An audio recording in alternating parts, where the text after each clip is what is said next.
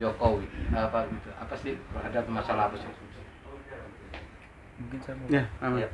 Baik, terima kasih sebelumnya teman-teman media yang bisa ngeliput sidang di sini. Dan memang untuk kejadian kemarin itu benar-benar kita spontanitas gitu Pak. Jadi kita tuh benar-benar lagi jualan di Pasar Bogor karena posisi kita sebagai pedagang buah, pedagang kecil gitu Pak. Dan itu pun Bapak Presiden itu sedang melakukan kunjungan, yang mana kita tuh nggak tahu bahwa itu karena ada kunjungan sebelumnya gitu Pak. Nah, singkat cerita, bahwa Presiden itu menyapa para warga, dan secara spontanitas tuh saya dan kakak saya tuh berusaha untuk menyampaikan aspirasi kita sebagai rakyat kecil gitu Pak. Karena emang kita tuh butuh keadilan gitu Pak. Kita tuh butuh keadilan yang seadil-adilnya. Saya masih ingat dengan kata-kata Pak Presiden. Beliau menyatakan bahwa jangan remehkan rakyat kecil, jangan sampai remehkan rakyat kecil. Tapi setiap aspirasi kami itu tidak pernah didengar Pak. Kami sudah menyoratkan kepada Komnas HAM, kami sudah melakukan pra-peradilan tentang kasus ini, tapi sampai sekarang itu masih belum diterima gitu Pak. Dan sekarang pun lagi proses eksaminasi gitu ya di peradilan, dan kami itu dengan benar-benar dapat keadilan yang seadil-adilnya untuk rakyat kecil gitu Pak. Jadi jangan sampai istilah itu berat sebelah gitu Pak, karena emang kita itu sebagai warga negara itu kan berhak untuk mendapatkan keadilan yang seadil-adilnya di depan hukum gitu Pak. Dan Kasusnya sendiri apa sih? jadi kesannya itu sebenarnya om saya ini seorang pedagang buah di Pasar Bogor itu yang sedang berjualan. Tiba-tiba yang pelapor yaitu saudara Ardiansah dan adik komeng itu dia tuh membagikan aqua secara paksa gitu kepada para pedagang. Memberikan aqua, membagikan kantong, membagikan rokok dengan cara paksa, dan itu harus tiap malam gitu continue, nggak boleh libur gitu. Jadi terus diisi walaupun itu masih ada atau apa nggak tahu itu si komeng itu. Dan sebenarnya si komeng itu selain pemaksaan gitu, karena kan kalau misal pedagang sih kayak kita punya lapaknya, kita betul berjualan ada barangnya, dan kita nggak memaksa gitu Pak. Tapi mereka tuh memaksa dan mengancam-ngancam para pedagang gitu Pak. Dia mengancam-ngancam memakai senjata tajam, memakai pistol Pak, dan mengancam-ngancam kita semua tuh untuk mengambil kantong ke mereka. Kalau nggak diambil, kita tuh akan dicacak gitu, nggak akan diancam sama mereka tuh sambil ngedorongin pisau. Dan itu pun bukan hanya ancaman, tapi sudah terjadi gitu Pak. Para pedagang tuh ditabok, terus para pedagang tuh pernah digusur ke tembok. Dagangan-dagangan kita tuh pernah dicacak sama mereka, dilempar-lemparkan gitu Pak. Jadi itu tuh bukan hanya ancaman semata. Jadi dia tuh mereka tuh Pak sangat nekat gitu, melakukan aksi yang mereka ancam itu, sehingga kita tuh takut Pak, takut kita nggak perlindungan Pak. Karena kan memang kita tuh murni sebagai pedagang, kita yang murni mencari penghasilan, dan mereka tuh memaksa.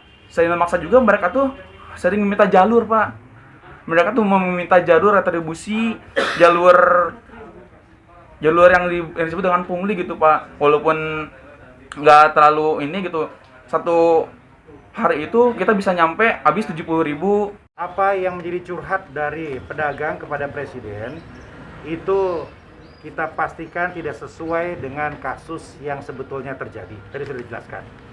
Yang kedua, pemerintah kota melihat kepolisian sudah melakukan proses hukum ini tepat, semua sesuai dengan aturan. Yang ketiga, tidak boleh ada yang di atas hukum di Kota Bogor ini. Mau mengais rezeki, mau berjualan, berdagang, apapun dia silahkan. Dari luar kota juga boleh, tetapi tidak boleh mengintimidasi, tidak boleh menekan. Dan sama, itu pun berlaku bagi aparat. Aparat kami saya pastikan kalau terlibat pungli pasti sanksinya keras. Minimal dicopot dari jabatan. Bisa demosi. Bahkan kalau ada bukti-bukti lain bisa diberhentikan dari ASN. Jadi terkait dengan pungli, komitmen tidak usah diragukan. Ya, tapi kami minta semua memahami kasus ini sesuai dengan konteksnya. Bahwa terjadi fenomena pungli mungkin saja di mana-mana ada. Tapi laporkan kepada kami, kita akan tindak. Yang terakhir, ini yang saya laporkan kepada Bapak Presiden kemarin. Pasar Bogor ini adalah salah satu sumber kesemrautan di pusat kota yang sekarang kita lakukan akselerasi percepatan untuk ditata dan ditertibkan mengikuti penataan kawasan Surya Kencana. Kasus kemarin menunjukkan kepada kita persoalan terjadi ya ketika ada yang berani untuk melawan aturan gitu. Ya. Jadi ya kalau mau berdagang boleh, tapi sesuai tempatnya. Kita sudah siapkan di dalam pasar. Kita sudah punya kesepakatan di mana yang boleh dan mana yang tidak. Ya, berkali-kali bertahun-tahun kesepakatan itu dibangun bersama kami, bersama warga, bersama teman-teman dewan, dan seringkali kemudian juga dilanggar. Ya, intinya terbuka untuk berdagang, tetapi ikut aturan. Dan saya laporkan ke Presiden dan juga ada Pak Gubernur, tahapan-tahapan ini terus berjalan, ya termasuk tahapan untuk memastikan mana yang boleh berdagang, mana yang tidak, mana yang akan direlokasi, mana yang tetap, relokasi kemana, opsinya seperti apa, itu saya laporan ke Bapak Presiden, dan Presiden meminta Pak Gubernur untuk mendukung percepatan itu. Terima kasih. Ini memang bersinggungan dengan kasus yang sedang kami tangani. Saya punya klien namanya Ujang Sarjana yang merupakan paman dari Rahman dan Nia yang kemarin berkesempatan bertemu dengan Pak Jokowi. Jadi betul Ujang Sarjana ini diduga didakwa saat ini sudah masuk ke ranah persidangan, diduga melakukan pengeroyokan sebagaimana dimaksud dalam pasal 170 KUHP dan subsidiar pasal 351 ayat 1 KUHP. Itu saat ini kita memang sudah bersidang. Kemarin kita sudah mendapat tanggapan, sebelumnya kita ajukan eksepsi, sudah ditanggapi, dan nanti tanggal 28 April ada putusan sela. Ya, kami berharap pengadilan bisa memberikan putusan yang terbaik buat Ujang Sarjana dalam konteks putusan sela.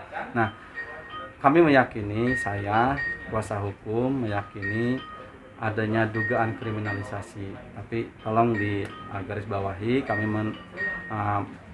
melihat ada dugaan kriminalisasi terhadap Ujang Sarjana, baik dari sisi proses administrasi pun memang betul kita pernah dinyatakan ditolak atas permohonan pra peradilan kami dengan alasan sudah masuk ke dalam materi pokok perkara. Tadi juga kita sudah konferensi pers, kita meminta menanyakan kepada Bapak Kapolri hal-hal yang teknis berkaitan dengan administrasi di kepolisian. Lalu 170 itu yang didakwakan kepada saudara Ujang. Kembali kami meyakini setelah kami tim pembela Ujang melakukan wawancara investigasi kepada para saksi fakta yang ada pada saat kejadian. Jadi kejadiannya itu tanggal 26 November 2021. Kami mempertanyakan kepada saksi-saksi fakta, didapati bahwa tidak ada kejadian pemukulan atau pengeroyokan terhadap saudara Ade Komeng dan Ardiansa. Gitu. Yang ada hanya cekcok mulut. Cekcok mulut tersebut diawali dengan yang kasus tadi. Ada sejumlah orang membagi-bagikan, lalu ditegur oleh kakaknya Ujang, Ade Karnapi. Ditegur oleh kakaknya Ujang, yaitu saudara Ade Karnapi.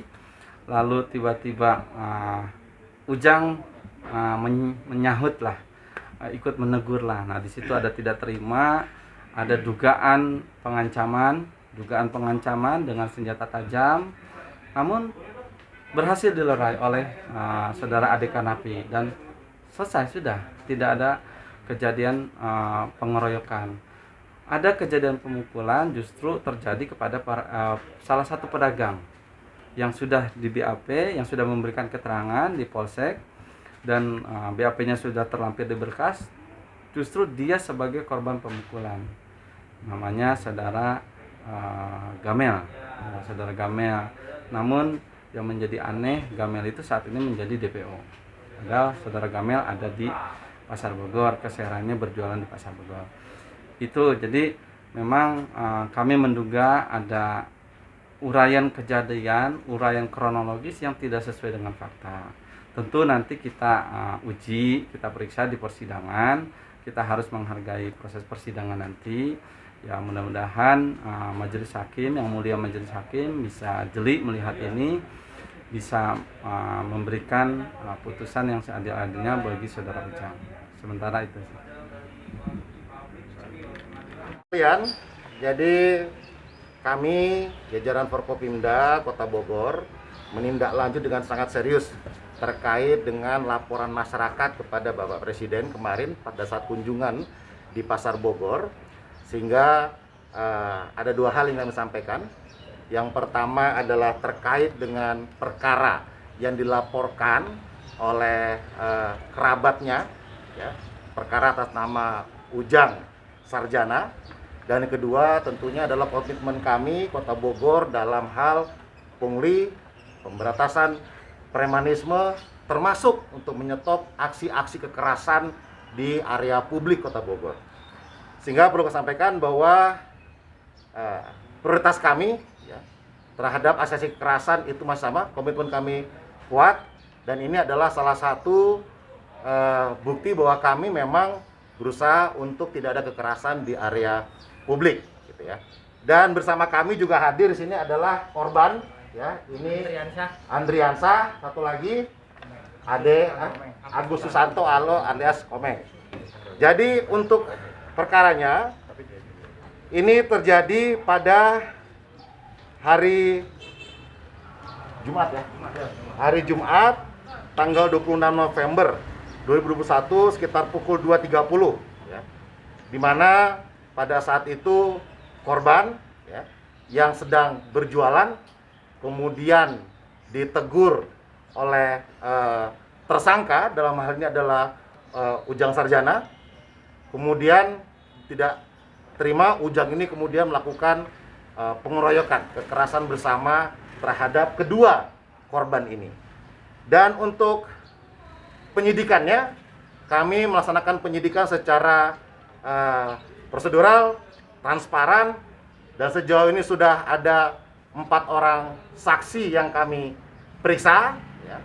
Dan tentunya hak-hak daripada tersangka untuk menyampaikan saksi-saksi yang meringankan juga sudah kami pertimbangkan. Bahkan keberatan-keberatan yang disampaikan oleh tersangka kami juga telah memberikan ruang, yaitu melalui sidang pra-peradilan yang telah dilakukan dan telah diputuskan dalam sidang tersebut, ya. Artinya sudah diuji penetapan tersangkanya, yaitu pada tanggal 9 Maret 2022, yaitu di mana menolak semua dalil-dalil yang disampaikan oleh pemohon, dalam hal ini adalah Ujang Sarjana, dan mengabulkan apa yang dilakukan oleh Polsek Bogor Tengah. Dan saat ini prosesnya sedang dalam proses persidangan, ya. Dan tentunya ini menjadi perhatian kita semuanya, sehingga kami melaksanakan penyidikan berdasarkan fakta dan laporan. Tidak ada kriminalisasi karena ada korbannya, gitu ya. Silakan Pak, ini sampaikan langsung. Nah, silakan diceritakan. Nama saya Andriansa. Susah ngomong ntar. Ya. Nama saya Andriansa. Saya termasuk korban dari pengeroyokan pada kejadian tersebut. Sewaktu itu saya sedang berjualan air mineral dan rokok, karena itu mata pencaharian saya setiap hari. Tetapi saya dibatasi tidak boleh berjualan di salah satu gang tersebut oleh tersangka Ujang Sarjana. Kemudian terjadi cekcok adu mulut, dan akhirnya setelah kami membagikan air mineral, kami kembali, tiba-tiba ada yang memukul teman saya, saudara Ade Komeng. Dan saya ingin membantu dia. Kemudian saya ikut dikeroyok sampai lengan saya memar atau bengkak. Ada bukti visum dari kepolisian. Kamu bilang apa Ujangnya? Pada saat itu? Waktu itu setelah saya membagikan, Ujang bilangnya serang. Pakai bahasa apa? Pakai bahasa Sunda gimana Sunda. bilangnya? Hayudak, harudang, serang. Waktu negur kamu? Waktu negur. Waktu peneguran dia bilang ini, bejakeun urang teu ngijinan mana jualan di dieu. Artinya bilangin sama kakak kamu yang modalin saya jualan rokok ya, yang bagi hasil sama saya Ujang dan kakak saya Ade tidak mengizinkan kamu berjualan di sini. Artinya dia membatasi mata pencaharian kami. Setelah itu mah kita langsung dibawa ke Polres Bogor Kota. Cuman pas malam-malam tuh aneh ya, pedagang yang di jalan itu teh suruh pindah ke jalan roda sama preman. Jadi sama preman itu dari jalan Bata tuh pindahnya ke jalan roda gitu. Iya, jadi jangan jualan di situ, harusnya di jalan roda gitu kan, aneh. Sedangkan di jalan roda itu adalah jalan utama yang pasti mengganggu lalu lintas. Kan kalau di Jalan Batama memang tempat orang jualan lah, tempat orang lewat kan Pak, kalau di Jalan Batama. Tapi itu justru aneh disuruh pindahnya tuh ke jalan roda yang mengganggu aktivitas gitu, mengganggu mobilitas. Jadi semalam memang sempat banyak preman ke tempat itu. Makanya bapak saya nggak berani pulang, soalnya takut terjadi apa-apa ke pedagang kecil di situ. Berarti sekarang sedang tidak bisa jualan dulu. Masih jualan di lapak mah, masih. Tapi nggak ada ancaman kan telepon atau apa? Nggak ada ya? Nggak ada, alhamdulillah. Cuma sempat dipanggil sama polisi. Cuman yang perlu digarisbawahi, saya ulangi lagi, yang tadi itu teh benar-benar pedagang apa bukan? Itu yang si itu teh korban teh coba dilihat lagi kalau memang, coba tolong bedain pedagang murni dan memang itu apakah pedagang itu sifatnya memaksa? Kan memberi kebebasan kan kepada pembeli, mau membeli boleh, enggak apa-apa, bukannya malah memaksa dan membawa senjata tajam gitu. Apakah mereka itu pedagang murni atau bukan, itu harus digarisbawahi ya Pak. Betul. Terus apakah memang berjualan itu harus ada apa sih, sistem pemaksaan, sistem pengancaman? Terus apa yang mereka jual itu, kenapa mereka membawa senjata tajam? Memangnya mereka jualan daging kan wajar ya Pak? Itu yang perlu digarisbawahi. Siapa mereka itu, harus ituin apa sih? Harus Dengan jelas. harus dengan jelas gitu. Ya, apakah dia pedagang murni atau tidak? Iya.